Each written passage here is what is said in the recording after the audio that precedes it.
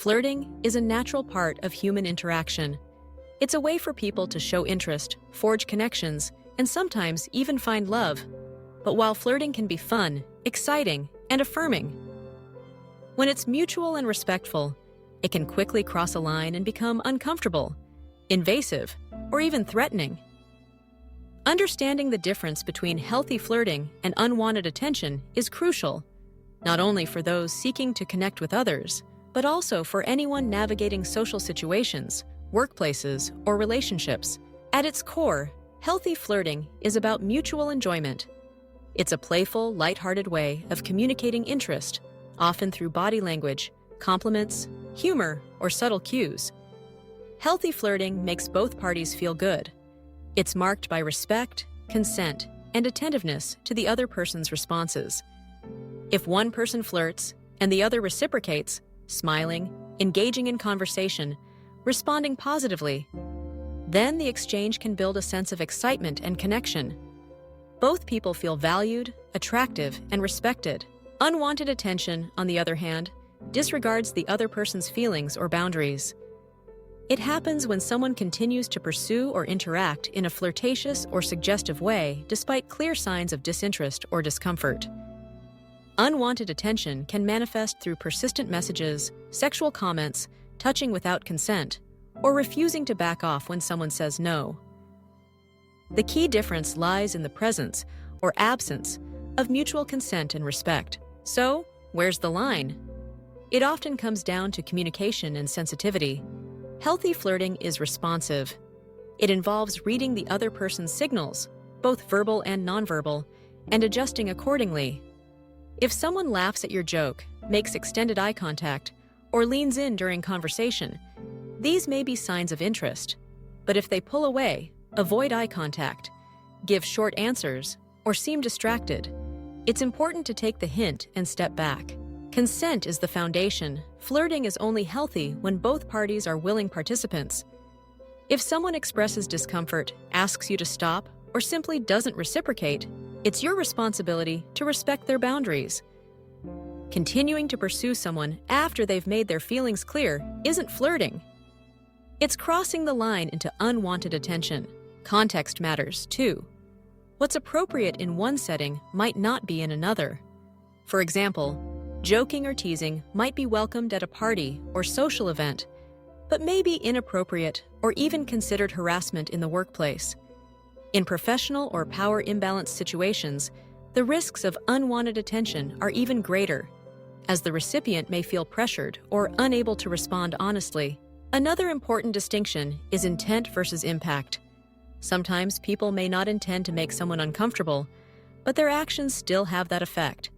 Good intentions don't excuse invasive or persistent behavior. If someone communicates, directly or indirectly, that your attention is unwelcome, it's important to take responsibility and back off, regardless of what you meant. Healthy flirting is also about equality. Both people should feel empowered to say yes or no at any time, without fear of repercussion or judgment. No one owes anyone else attention, affection, or validation. The best flirtations are those where both parties feel free to express themselves honestly and comfortably. So how can you tell if your flirting is healthy? Pay close attention to feedback.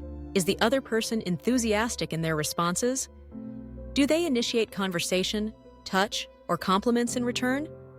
Or do they seem uninterested, uncomfortable, or eager to leave? Don't rely solely on words. Nonverbal cues are just as important.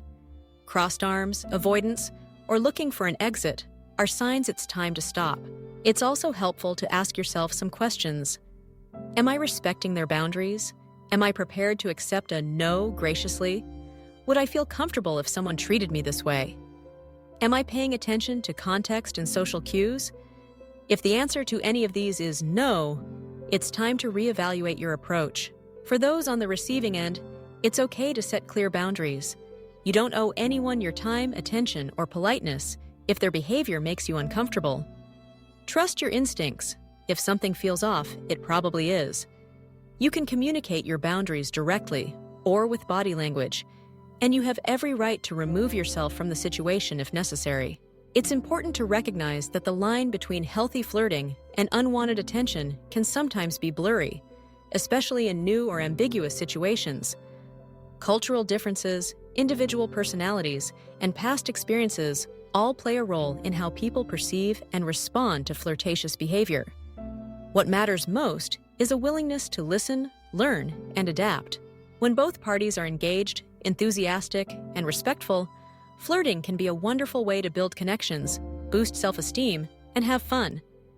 But it should never come at the expense of someone's comfort or autonomy. The moment someone signals, by word or action, that they're not interested, the respectful response is to stop. In the end, healthy flirting is about more than just attraction. It's about empathy, communication, and mutual respect. It's the art of making someone feel good without making them feel pressured. It's knowing when to advance and when to retreat, when to be bold and when to be gentle. It's about celebrating connection, not conquest. If you're ever in doubt, err on the side of caution.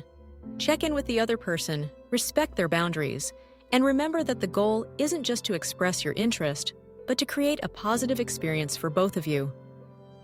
By understanding the line between healthy flirting and unwanted attention, you can build more meaningful, respectful, and enjoyable connections, where everyone feels safe, valued, and respected.